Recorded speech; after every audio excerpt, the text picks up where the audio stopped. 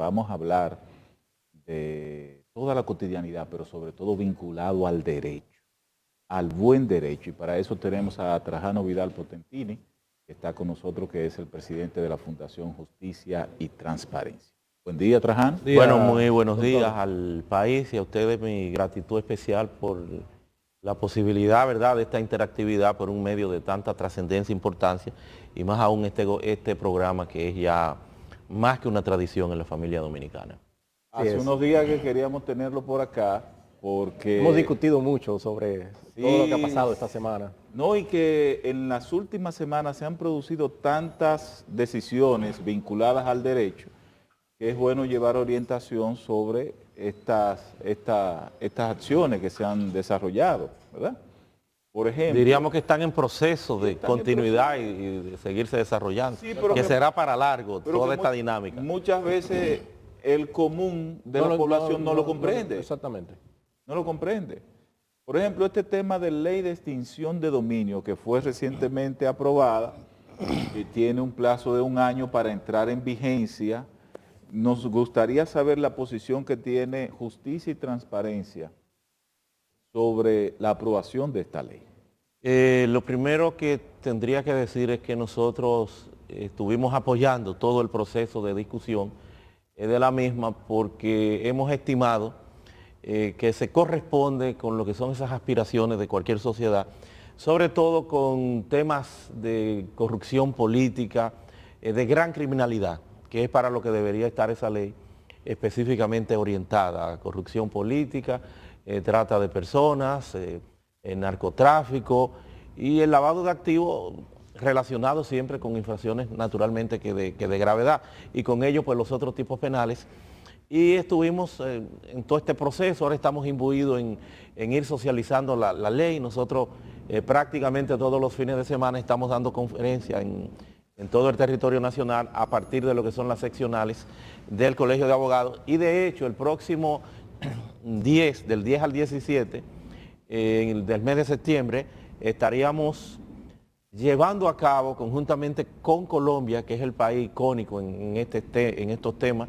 De hecho, la primera ley de extinción de dominio es donde aparece en 1995 y que ya hoy es un código en Colombia, el Código de Extinción de Dominio, para trabajar desde Fundación Justicia y Transparencia conjuntamente con la Universidad de la Gran Colombia, una estancia internacional académica donde vamos a buscar un perfil de especialización y donde van muchos dominicanos. Eso está abierto al público, ojalá se anime mucha gente a participar de lo que es ese componente especializado de esta ley, que hay que tratar de comprender, porque la misma, y por eso se llama lo que vamos a hacer en Colombia, el Estado constitucional frente a la extinción de dominio, o el modelo de Estado constitucional, porque tiene muchas tensiones a nivel de lo que es ese derecho de propiedad, que sería lo que está en juego y que es un derecho fundamental, con este tema y esta ley que tiene algunos aspectos que evidentemente desbordan la propia capacidad que habíamos nosotros planteado por los tipos penales que envuelve, que creo que esos son de los temas que ojalá puedan en lo sucesivo considerarse.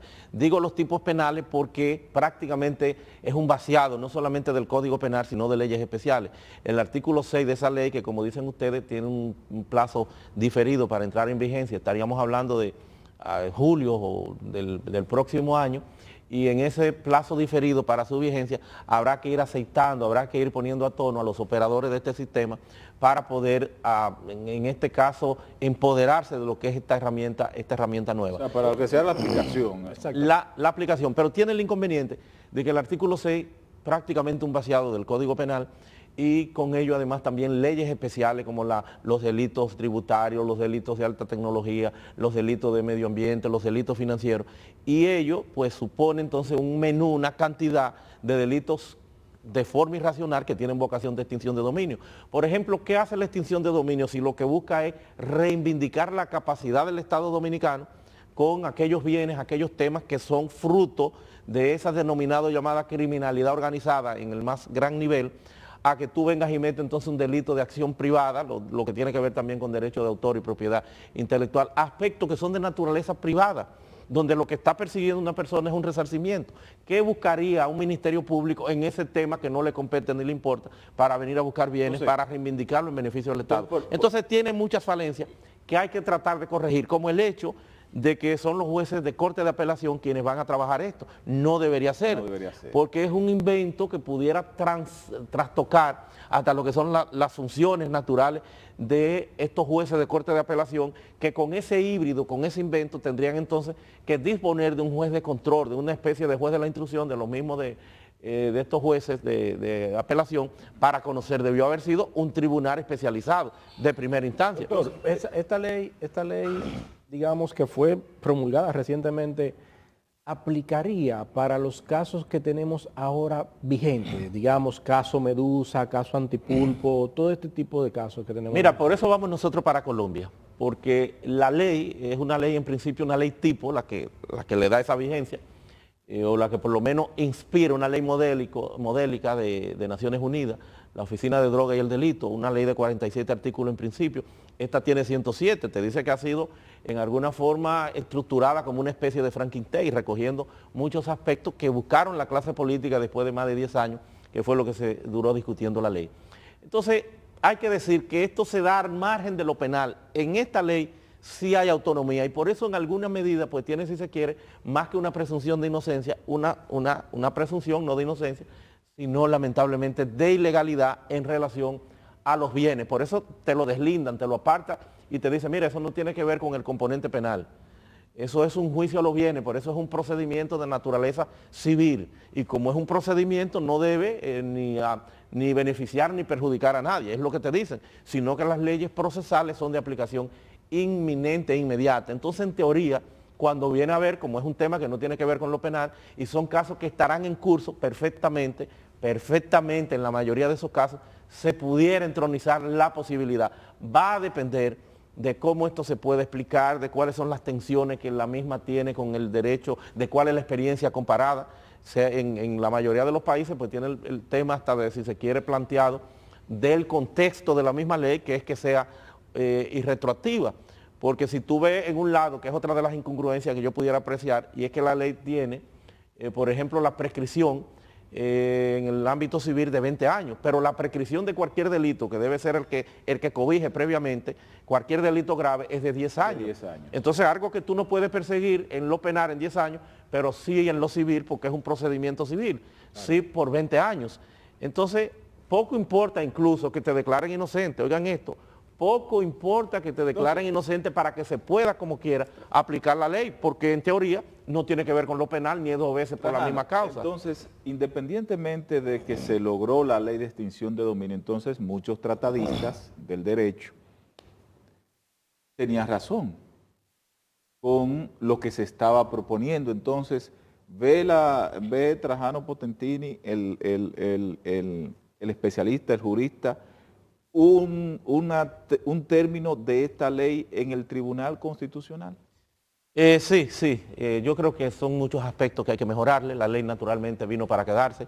Tiene la ventaja la ley de que como fue concebida sin ningún vicio de forma, en términos de su procedimiento constitucional para su elaboración, estamos hablando de que aun cuando se decía, es una ley orgánica indiscutiblemente, y aun cuando se hizo énfasis en que no era orgánica, como quiera, pues fue aprobada con la mayoría que disponen las leyes orgánicas, que es una mayoría calificada. Reitero que hay muchos aspectos que tendrán que ser considerados, que tendrán que ser mejorados. No obstante, nosotros que somos pro ley, vamos a estar haciendo votos porque eso se pueda pues entronizar a partir de lo que es esa realidad y que la misma sea orientada para la gran criminalidad, que tenga que ver con aquellos casos relacionados con narcotráfico, aquellas personas que se van fuera en extradición y que hay que abandonar ya la persecución en República Dominicana. Que esos bienes no queden en un limbo, que es precisamente el sentido. Fíjense que los colombianos tenían un problema en 1989 cuando le dan muerte a Pablo Escobar y entonces habían miles de millones de dólares en bienes que no tenían cómo reivindicárselo y hacen posterior esa ley precisamente para en un plano de retroactividad poder resolver eso y muchos casos que pudieran estar en un limbo porque en un proceso penal, por ejemplo, se puede morir una persona por la duración del proceso, todas esas cosas extinguen la posibilidad del tema penal porque es personal la pena, pero no así del tema de los bienes. Es un procedimiento, reitero, de naturaleza civil al margen. Poco importa que te declaren inocente y hay lo que llaman los colombianos la carga dinámica de la prueba, o sea que deberá demostrar posiblemente el que quiera o el que esté en mejores condiciones de hacer la diligencia. Por eso tener dinero que no esté justificado, y ahí es donde está el peligro, el choque que pudiéramos tener en República Dominicana, te trae un inconveniente porque puede ser derivado de cualquiera de esos delitos que están ahí. Claro, claro. Hasta evasión de impuestos, si tú a la hora de tener ese dinero no demuestra cómo lo solucionaste. Pero hay el inconveniente en República Dominicana de que en más de un 60% tenemos una economía informal. Entonces la gente, no porque haya delinquido, no está. Es un problema. Es complicado. Es un problema que tenemos que abordar con el estudio, con el análisis y ver cuál es el sentido y desarrollo doctrinar que habrá que darle a la misma y más aún jurisprudencial. Por eso lo de Colombia, para hacer acopio de la, ojalá que se animen mucha gente y puedan dar un toquecito de Fundación Justicia y Transparencia para participar de ese periplo intelectual, porque va a ser un área que va definitivamente que dejar dinero, porque no es con presos, es con bienes, es un juicio a los bienes. Esa es la denominación, extinguir el derecho de propiedad, la muerte del derecho de propiedad en relación a bienes para que puedan ser reivindicados en beneficio del Estado dominicano. El caso que tenemos recientemente con relación a la variación de medida de coerción de Alexis Medinas y otros implicados en el caso, se dice que el juez actuó bajo la ley porque ya estos implicados tenían 24 meses en medida de prisión y como el caso era declarado complejo, no, pues 18, que habían cumplido exactamente, los 18 ya habían cumplido porque el caso se había declarado complejo. ¿Qué opinión le merece esto? Bueno, en lo sucesivo, ojalá que la prensa no tenga pues una impronta tan decisiva y tan determinante sobre los temas judiciales. El populismo penal hace mucho daño, que todos estos temas, ven ustedes ahora con el tema de las expropiaciones. Pero la prensa no, Potentini, porque es que los casos bueno, se la litigan. Prensa y las redes sociales tiene su ventaja en algún sentido, pero no podemos, tiene su ventaja porque hay lo que se llama prevención negativa, o sea, una parte de la pena es la prevención negativa, o del derecho penal, prevención negativa general, que es lo que tendría que ver con ese disuasivo que a través de la sociedad estos temas pues se presentan, pero hay muchos temas que no deben ser fruto del escándalo. No deben ser aireados. ¿Qué es lo que pasa? Los artículos 241 y 370 del Código Procesal Penal dicen que cuando el máximo de la prisión preventiva, sin que se haya mediado una acusación, pues tiene que ser de 12 meses y de 18 meses 370 para el tema complejo. Dieron una prórroga de unos 3 meses más excepcional y eran 21 meses. No podemos nosotros avalar en modo alguno de que esto se constituya en una especie, si se quiere, de pena anticipada en un proceso de tanta trascendencia, porque estamos hablando de una proyección de gran corrupción. Entonces hay que observarle su debido proceso de ley. El juez ha actuado de forma correcta. No puede eternizarse la prisión preventiva. Esa persona desde su casa, no ellos y cualquier otro, si tiene el arraigo suficiente, si no se va a evadir, puede perfectamente desde su casa continuar con su defensa, como es el caso, por ejemplo, de lo de Odebrecht. Vamos a llevar eso hasta las últimas consecuencias, vamos a escrutar, vamos a profundizar, vamos a condenar si es lo que se corresponde con la labor y el trabajo del Ministerio Público, pero una prisión preventiva no puede eternizarse en el tiempo porque es una pena anticipada y estaríamos hasta violando la Constitución de la República. ¿Usted no cree que eso causaría indignación a la población normal que dice, bueno, pero claro, yo lo que voy a hacer es... Yo voy a robar mucho porque y voy a cumplir 18 meses y ya voy a estar tranquilo. No, porque es que no pensaría la población. Es que no se está tranquilo, es que hay que dar continuidad. Por eso tiene que haber pues una mecánica de socialización para que la población que tiene un activismo y es positivo alrededor de todo esto, pues empiece a entender, empiece a comprender. Es un tema que apenas empieza, es que no puede eternizarse porque hay una verdad interina que se llama presunción de inocencia que debe acompañar a todo imputado hasta que no ha mediado una sentencia con autoridad de cosas juzgadas. Entonces esa gente no sabemos si somos culpables, si son culpables, es una percepción que pudiéramos tener todo de que la mayoría, pero no es el tema de todo ni el entorno de la justicia. A propósito de la presunción de inocencia? Ok, él es inocente porque tiene dinero. Y las decenas de miles de personas que están purgando pena. 2, 3, 4 años. Bueno, pero es un problema sistémico. Pero es un problema sistémico del código. Lamentablemente, el código está orientado para el que tiene dinero, porque ¿qué ya. te dice qué te dice el código? ¿Quién es el que tiene arraigo? El que tiene arraigo es el que tiene bienes, el que tiene casa, eso es lo que se presenta. El que tiene cómo Un ti- justificar el que no tiene que irse para ningún lado. que no tiene porque tiene, ese es el arraigo, entonces desde ahí hay un mal de origen. Pero así está estructurado un código que es un código por demás garantista.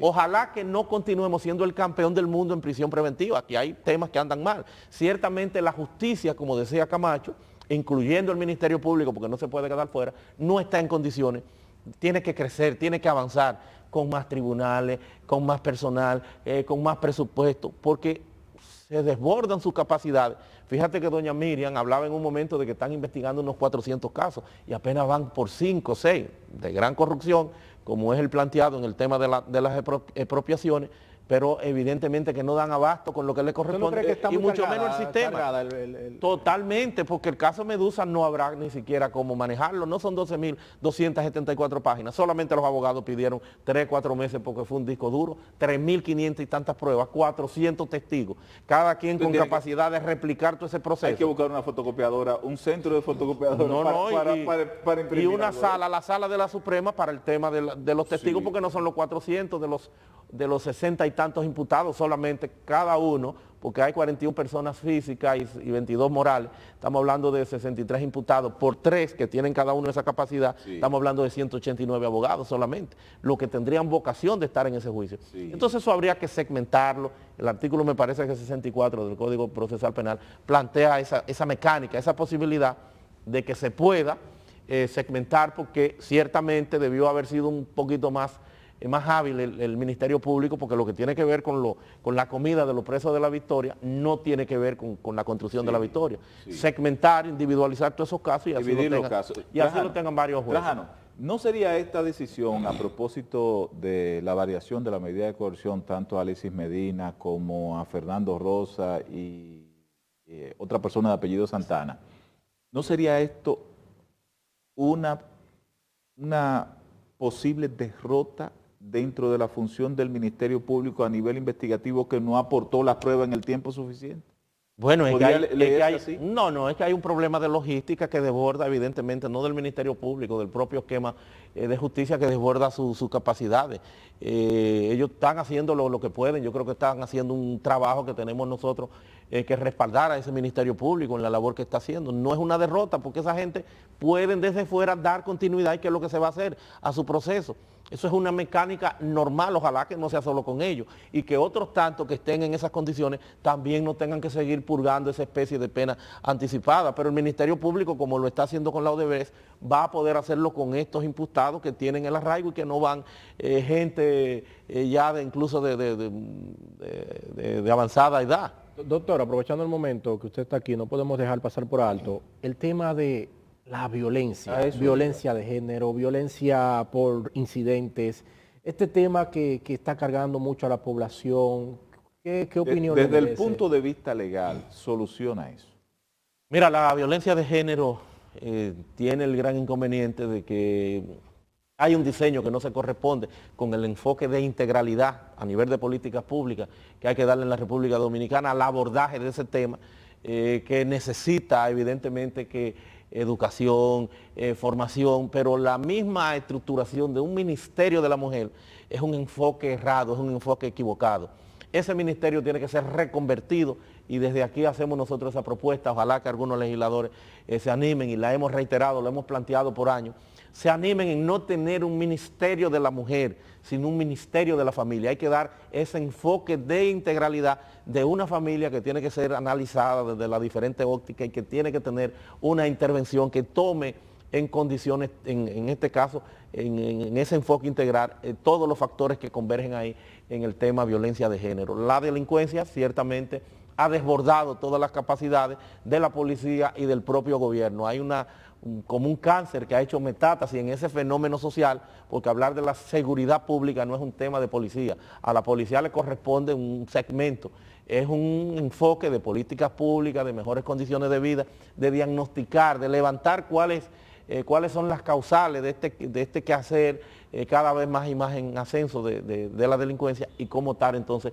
brindar esas esas soluciones no para acabar, no para erradicar. Eso no se erradica, eso no se acaba, eso se va a atenuar. Nosotros presentamos en alguna oportunidad el sistema integral de seguridad ciudadana en convivencia pacífica, porque hay que darle ese sentido donde hablábamos de los ayuntamientos, donde hablábamos del tema, por ejemplo, algo tan sencillo para seguridad ciudadana que se corresponde también con lo que es el 911, en que aquí los ayuntamientos tienen que tener una participación importante. Sí, aquí a cualquiera se le ocurre ponerle una señal o un número a la casa, ni siquiera eso está organizado. Tú mandas el 911 a que llegue a un sitio con eficiencia, a buscar una persona que puede morir por minuto y se pierde porque en cualquier callejoncito le ponen hasta su nombre personas a la calle. Aquí hay ese inconveniente, aquí hay ese desorden, entonces hay que involucrar a todo el mundo, hay que hacer un trabajo integral que hasta ahora no, lamentablemente el que se está haciendo, no ha podido no solucionar sino mejorar esta realidad. Bien, terminamos de conversar esta conversación por lo menos por el día de hoy con Trajano Vidal Portentini, que es de nosotros, es de aquí. Sí, así es. Es de aquí, así que no hay que reiterarle. Desde luego, pues Yovay y Geraldino, que veo que está de viaje, ¿verdad? Pues siempre teníamos pues un seguimiento, sí, claro, más fluido, así que pónganse la pila ustedes. Como nueva generación, aunque tú tienes que dar las gracias por el tema de nueva generación que te vi allí, pero es así, cualquier muchacho hoy tiene 50, tú decías 70, yo diría 50 años. 50 años. No, y es verdad. La magia de la tecnología pues nos ayuda a todo eso. No, y sobre todo que ya uno se puede ayudar. Ya uno se puede ayudar. Bueno, gracias a ustedes también por estar con nosotros. Mañana, recuerden, compromiso a partir de las 8 de la mañana. Pasen buen día.